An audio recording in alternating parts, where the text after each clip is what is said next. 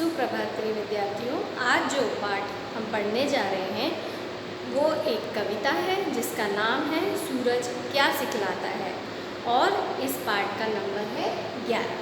पाठ 11 सूरज क्या सिखलाता है आपकी व्याकरण सुरभि पुस्तक में से। तो जैसा कि आप सभी जानते हैं बच्चों कि प्रकृति के सभी उपादानों से हम सब कुछ ना कुछ अवश्य सीखते हैं। उससे सीखने के लिए हमारे पास कुछ न कुछ अवश्य होता है। तो उन्हीं उपादानों में से पेड़ पहाड़ नदियाँ है ना, जीव जंतु जो भी हैं प्रकृति, उनमें से सूरज भी एक हिस्सा है। तो उससे हम क्या सीख सकते हैं, प्रकृति से कि असल में हम क्या सीखते हैं, वो इस पाठ में हम देखेंगे कि सूरज हमें क्या सिखलाता है। तो यह कविता एक संवाद के रूप में है। माँ और पुत्र के बीच में संवाद हो रहा है। पुत्र अपनी माँ से कुछ सवाल पूछ रहा है, प्रश्न कर रहा है, माँ उनके जवाब दे रही है, उत्तर दे रही है और इसके द्वारा वो उसकी शंकाओं का निवारण भी कर रही है। साथ ही साथ उसे ये भी सिखा रही है कि सूरज के द्वारा हम क्या सीख सकते हैं, सूरज से हम क्या सीख सकते हैं। तो आइए हम सब भी देखते हैं कि सूरज आखिर हमें क्या सिखलाता है। आप सभी अपनी पुस्तक अपने हाथ में रखिए। पुत्र, माँ यह मुझे बता दो सूरज नित्य कहाँ जाता है, क्यों होते ही प्रातः पुनः नव पथ पर आ जाता है। माँ, बेटा दिन भर चलते चलते जब दिनकर थक जाता, करता तब विश्राम, सवेरे आता वह सिखलाता। तो पुत्र अपनी माँ से प्रश्न कर रहा है कि माँ मुझे यह बताओ कि नित्य यानी कि रोज़ाना सूरज कहाँ चला जाता है और प्रातः यानी सुबह होते ही पुनः यानी कि फिर से कैसे नव पथ पर आ जाता है, यानी आसमान में फिर कहाँ से आ जाता है। आपने देखा है सूर्य पूर्व से उगता है और चलते चलते पश्चिम में अस्त हो जाता है। तो उसी को हम सूरज का पथ बोल सकते हैं, रास्ता बोल सकते हैं, जिसमें वो चलते चलते शाम को अस्त होता है। तब माँ उसको जवाब देती है, बेटा दिन भर चलते चलते जब दिनकर थक जाता, मतलब सुबह होने से लेके सूर्य उदय से लेके सूर्य अस्त तक सूर्य लगातार चलता रहता है। आपने देखा होगा सूर्य कभी भी एक जगह पर स्थिर नहीं रहता, कभी आपको वो यहाँ दिखेगा, कभी सर के ऊपर दिखेगा, कभी इधर दिखेगा, इस तरह से। तो वो कह रही है कि जब सूर्य थक जाता है चलते चलते, तब वह विश्राम करने के लिए शाम को चला जाता है और वह सुबह फिर से आता है और आकर हमें क्या सिखलाता है, करो शक्ति भर काम की जब तक मैं नभ में चलता हूँ, सो जाओ चुपचाप रात में जैसा मैं करता हूँ। मतलब सूर्य हमें ये सिखलाता है कि जितनी भी आपकी शक्ति है, पूरी जान लगाकर, पूरा मन लगाकर, पूरे लगन और परिश्रम से हमें दिन भर काम करना चाहिए। जैसे सूर्य सुबह उगते ही चमकना शुरू कर देता है और वो शाम तक चमकता रहता है। और सो जाओ, रात में सो जाना चाहिए टाइम से, समय से। जैसे कि सूर्य अपना समय होते ही सो जाता है, फिर वो एक क्षण भी किसी का क्या नहीं करता, इंतज़ार नहीं करता। वो अपने टाइम से उगता है और अपने समय से ही ढल जाता है। आप सोएं आप जागें उससे उसे मतलब नहीं, पर वो अपना काम अनुशासन में करता रहता है। किंतु प्रात होते ही जग जाओ, मत देर लगाओ, नित्य क्रिया से निपट काम में अपने तुम लग जाओ। परंतु जैसे ही सुबह हो, प्रात यानी सुबह, जैसे ही फिर से सुबह हो तो फिर अगली सुबह टाइम पर अपने समय पर जागिए और देर मत लगाइए, है ना, कि बाद में उठ जाऊँ, थोड़ी देर बाद उठ जाऊँ, ये गलत है ना। और नित्य क्रिया यानी कि जो हमारे रोज़ के काम, सुबह उठकर मुँह धोना, नहाना, नाश्ता करना, ये सब करने के बाद हमें तुरंत ही अपने काम में लग जाना चाहिए। पुत्र, माँ दिनकर सा ही जब डटकर मैं भी काम करूँगा, क्या वैसा ही ऊपर उठकर मैं भी चमक सकूँगा।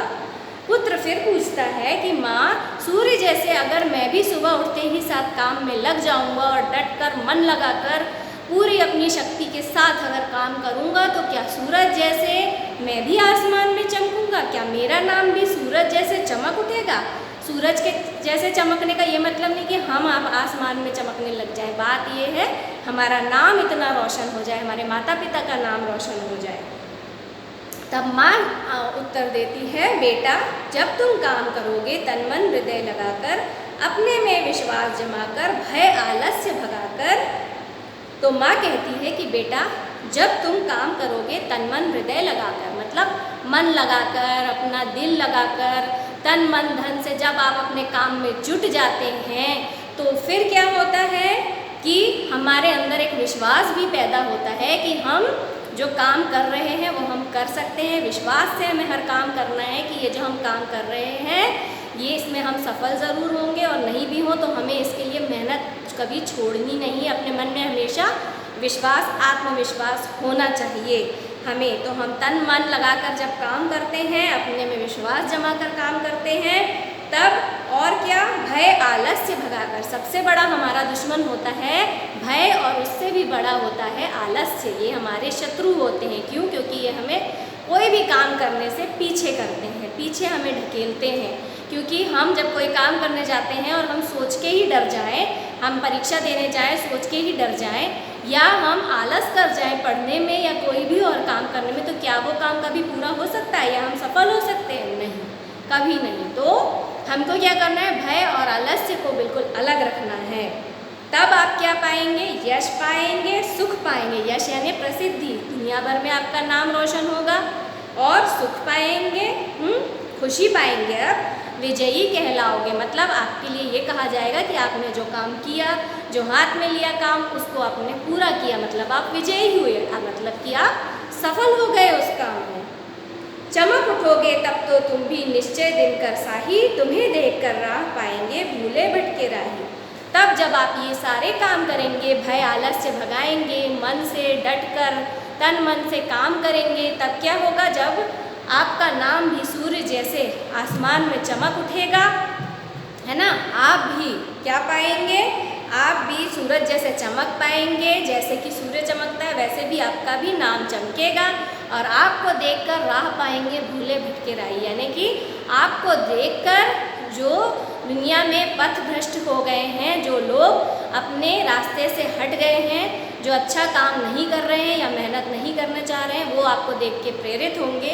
उनको भी ये प्रेरणा मिलेगी कि जब आप कर सकते हैं तो वो काम वो भी क्यों नहीं कर सकते, और क्यों नहीं उनका नाम भी हो सकता है। जैसे हम देखते हैं अभी नीरज चोपड़ा जब ओलंपिक का मेडल लाए तो बहुत सारे लोगों को प्रेरणा मिली कि हम भी इतनी कड़ी मेहनत करें, बहुत सारे त्याग करें तो हमारा नाम भी दुनिया में चमक सकता है।